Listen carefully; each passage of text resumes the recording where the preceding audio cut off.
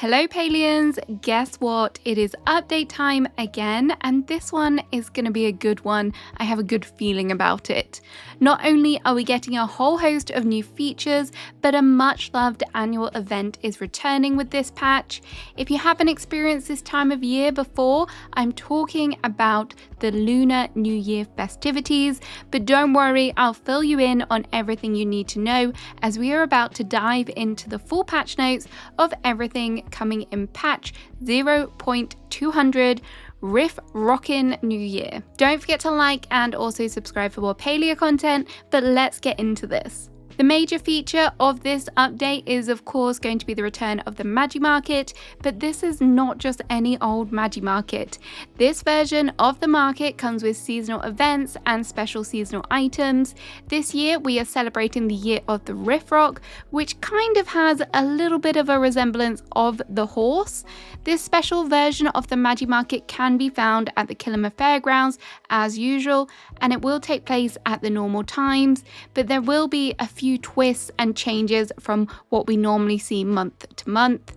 As always with the Lunar New Year, there will be Magi treasure chests hidden throughout the fairground area, and you'll have to go looking for these, sometimes high and low, sometimes they're in the back of little buildings as well.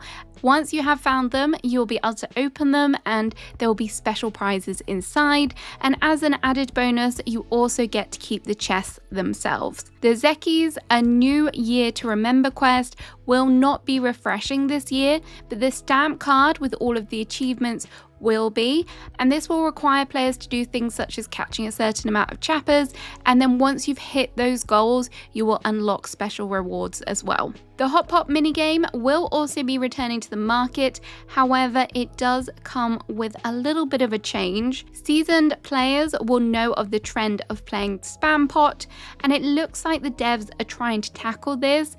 For games that take place at the market, the deck will kind of recycle the cards. Normally when you play the game in the Magi Market, the game ends when all of the cards have been used up, but that is not going to happen. They will kind of recycle and then the cards will continue to play through. Now each game will end automatically after 10 minutes if no one has managed to find 3 sets. The underground version of the Hot Pot will currently remain unchanged.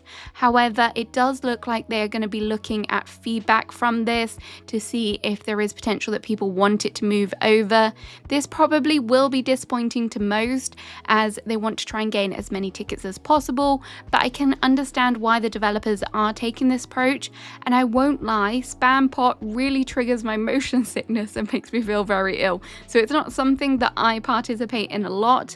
However, Hot Pot is a fun game, so hopefully, fingers crossed, this may mean that more people can experience and enjoy the actual game as it was intended. We also did get a sneak peek in the trailer from some of the rewards, and they are very nice, so I'm excited to get my hands on them. Overall, the Lunar New Year Magi Market is definitely something that I look forward to, and it really does encourage me to play again during this time of year.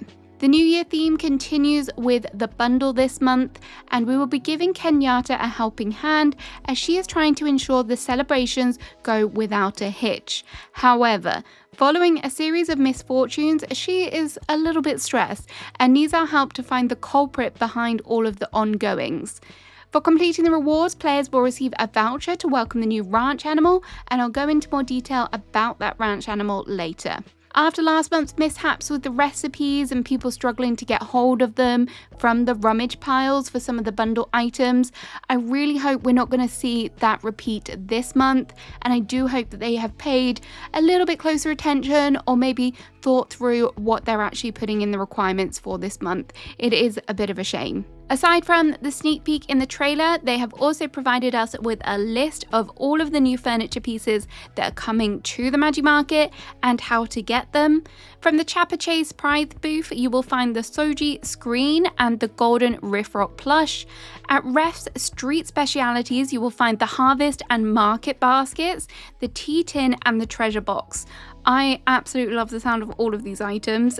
Little kind of items, hopefully, that we can decorate with. More clutter, yes please.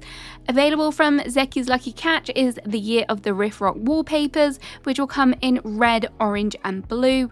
And the Year of the Riff Rock poster will be an achievement reward for visiting the fairground. So last year when we entered into the fairground, we were awarded the Year of the Snake one, so hopefully it's kind of similar to that.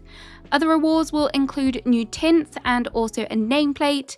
The Year of the Riff Rock nameplate will be available to purchase from Zeki's Lucky Catch, which will only become available once you have done the stamp card accomplishment Get in My Belly 3. I don't know why that is such a funny name for a quest. Get in my belly. Okay, I'm not going to do that ever again, but enjoy it if you did. The two tints will be the Celebration tint and the Riff Rock tint, which can be bought from the Chapper Hut. So there is going to be quite a few pieces to buy and get your hands on here, which is always good. It's something to aim for, and they do look really nice items from what we've seen so far.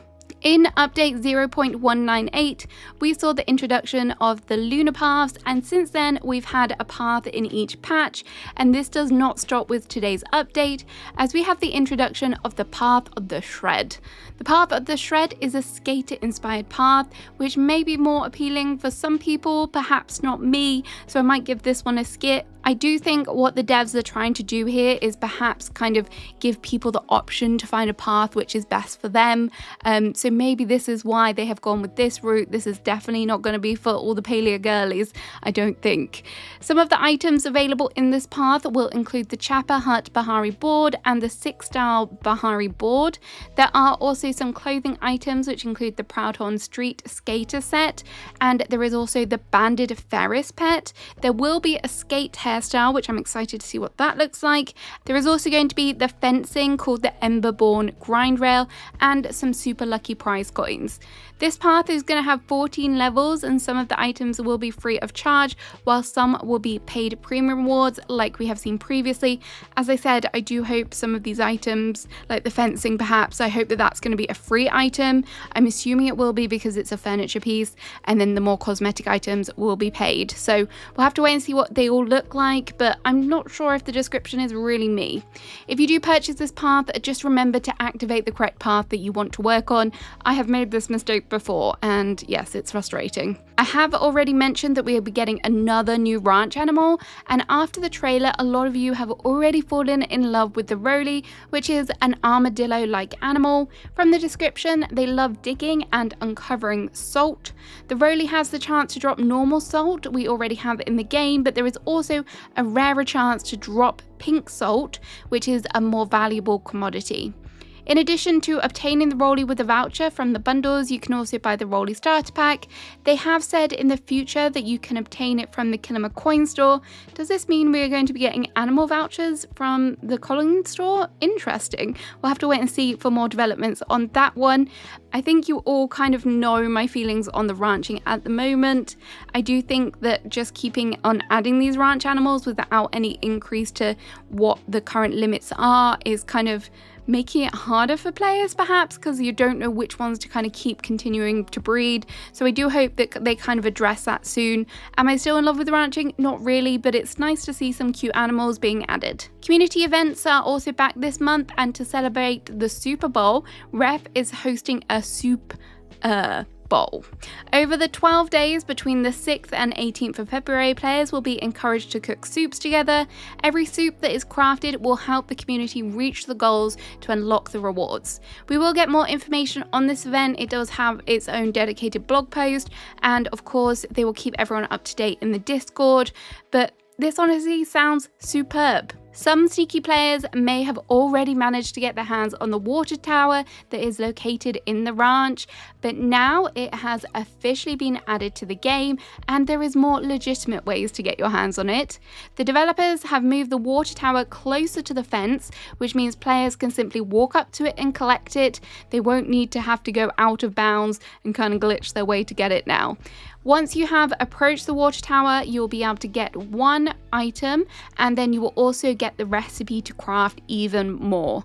I'm glad they finally added this, as it is really a nice item, and kind of the bigger items we're not seeing really added as much, like the windmill. That was another really good item that we love to have on our plots as well. Now on to improvements and adjustments. Last month we saw the new quick chat feature added, and this makes things a little bit easier for console players. With this patch they are adding new phrases which will make things even more kind of adaptable for everyone. The underground will no longer allow for the use of fireworks and honey laws, and this is to protect the space and kind of alleviate any annoyance to players trying to kind of use the area. Now, if you log out of a private space such as the air temple or your plot, you will now spawn at the entrance of that space. I'm not sure what it was before, but clearly it was causing an issue for some people. The watering has also been made easier for both the Pixie Blossom Bounce and the Kill 'em a Bloom event, which should improve the experience for solo players and those players that just want to hunt the Cypress trees, i.e. me. Let's go over some bug fixes next, and as always I've picked out the top fixes. If you want to see more, I've linked the patch notes in the description. The bug where rummage pile goodie bags would occasionally be empty has now been resolved. The winter lights register has now been removed, which incorrectly was appearing after the end date. Several plushies have not been triggering a major notification when acquired. This has now been rectified as well. The tint system has also had some fixes, including an issue where the copy tint mode would cancel the current preview players had selected. And finally, the estate roof connector will now attach to all areas of the alchemist cottage instead of just on the sides. Now it's time to talk about the premium shop, and today the Elite Equestrian set will be added, which is a top and bottom set for 2,550 Palia coins.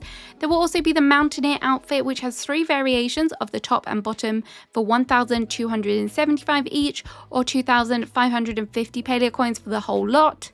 The Year of the Rift Rock glider has been added for 1,275 Palia coins, and alongside this you will also find the Rift Rock tool skin set, which is a full set of your tool reskins for 850 Palia coins.